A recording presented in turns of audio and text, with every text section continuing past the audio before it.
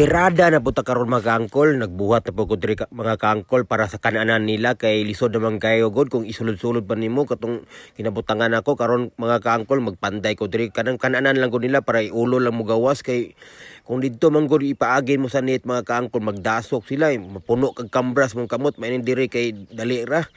po dinluan kay nasa gawas sa mga kananan nila diri lang ko magbutang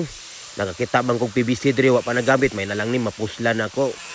Kay dugay-dugay naman puno kong plano na gunigod karon pa yun ako na trabaho kay busy man ko sa panabo na pag uwi na sideline ko trabaho dito may nalang to pang dungag pampalit sa kuwang mga kailangan di sa kong manok mga kaangkol mga 20 mesa nila. Og kung mulakaw kog panabo mga kaangkol di na maglisod akong manghod kay dali na kayo kay sa gawas na lang yung butangan diri na siya magbutang og pagkaon di na siya magsuksok-suksok yang kamot